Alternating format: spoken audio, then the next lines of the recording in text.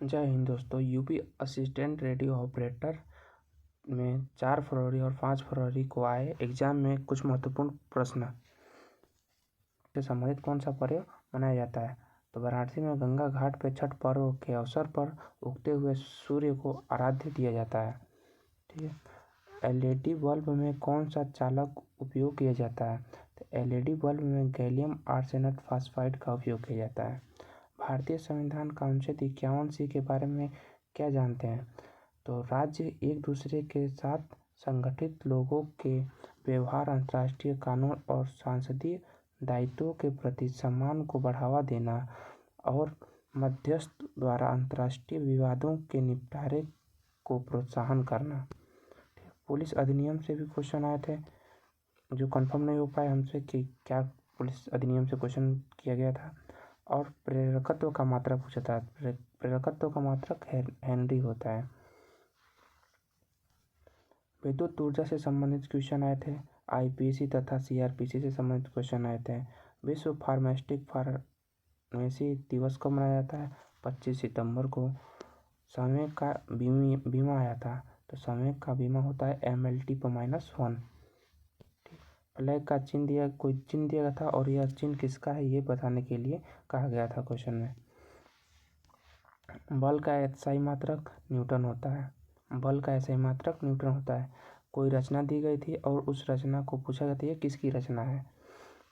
अपनी डफली अपना अपना राग लोकोक्ति का अर्थ सबको अपने मन के अनुसार कार्य करना चाहिए, मतलब सबके अपने मन के अनुसार चलना चाहिए। सीता का पर्यायवाची शब्द क्या क्या है। वैदेही, जानकी, मिथिला कुमारी, राजप्रिय, जनक तनया, जनक नंदिनी, भूमिका, जनक सुता, ये सब सीता की पर्यायवाची हैं। अंधा बना मुहावरे का अर्थ है। अंधा बना मुहावरे का अर्थ है जानबूझकर किसी बात पर ध्यान न देना, ठीक है, या सब समझते हुए भी ना समझ बना रहना, ये अंधा बना हुआ रहने का मुहावरे का अर्थ है। 2023 में व्यास सम्मान किसे दिया गया।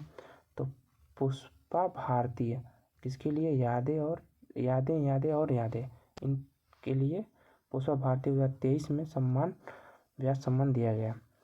पुलिस एक्ट कब लागू किया गया। तो पुलिस एक्ट 1861 में लागू किया गया।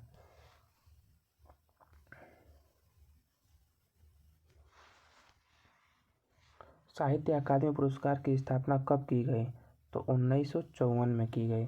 गतिज ऊर्जा किसे कहते हैं। किसी निकाय में उसकी गति के कारण निहित ऊर्जा को गतिज ऊर्जा कहते हैं।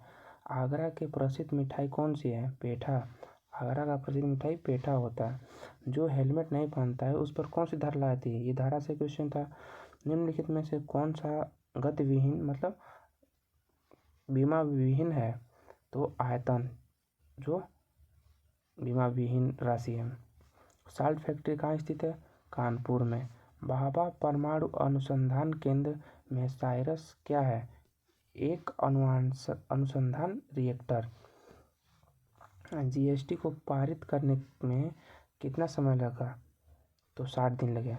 तो भारत में जीएसटी कब लागू हुआ। भारत में जीएसटी 1 जुलाई 2017 को, ठीक है। मेरठ मंडल में कौन सा जिला नहीं आता है। तो हम जानते हैं मेरठ मंडल में झांसी जिला नहीं आता है। अब कौन कौन से आते हैं। तो बुलंदशहर जिला आता है, गौतम बुद्ध नगर जिला आता है, गाजियाबाद में, मेरठ में हापुड़ आता है, नोएडा आता है, बागपत आता है, ये सब मेरठ मंडल में आते हैं। उत्तर प्रदेश में 8 मंडल हैं, जिनमें कानपुर, लखनऊ, मेरठ मंडल के अंतर्गत सर्वाधिक जिले हैं।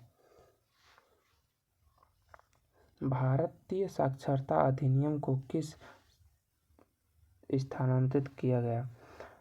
भारतीय संविधान के विधायक खंड को संघ, राज्य और समवर्ती सूची सहित 3 सूचियों में विभाजित किया गया। शुरुआत में भारतीय संविधान में शिक्षकों को राज्य के मामले के रूप में परिभाषित किया जाता था, लेकिन 1976 में 22वें संविधान संशोधन से यह अधिनियम समवर्ती सूची में स्थानांतरित कर दिया गया। संविधान के अनुच्छेद 361 के बारे में क्या समझते हैं। भारतीय संविधान के अनुच्छेद 361 के अनुसार राज्यपाल के खिलाफ उनके कार्यकाल के दौरान किसी अदालत में आपराधिक कार्यवाही शुरू नहीं की जा सकती। राष्ट्रपति या राज्यपाल पद पर रहते हुए अपनी शक्तियों के प्रयोग और निष्पादन के लिए किसी भी न्यायालय के प्रति व्यक्तिगत रूप से जिम्मेदार नहीं है। अनुच्छेद 361 यह स्पष्ट करता है कि अनुच्छेद 361 के अनुसार किसी शिकायत की जांच के लिए संसद के किसी भी सदन द्वारा नियुक्त कोई भी अदालत, न्यायाधिकरण या संस्था राष्ट्रपति के आचरण की जांच के दायरे में ला सकती है। 23 नंबर क्वेश्चन, 2023 में ज्ञानपीठ पुरस्कार से किसे सम्मानित किया गया? दामोदर मुझे को। गोवा के लघु कथाकार, उपन्यासकार, आलोचक, कुकरी में पटकथा लेखक दामोदर मुझे को 2022 में 97वां ज्ञानपीठ पुरस्कार से सम्मानित किया गया। आप इसका PDF चाहते हैं तो धीरज को देवरिया @123 टेलीग्राम ज्वाइन कर लें और इसका PDF आप प्राप्त कर सकते हैं। जय हिंद, धन्यवाद।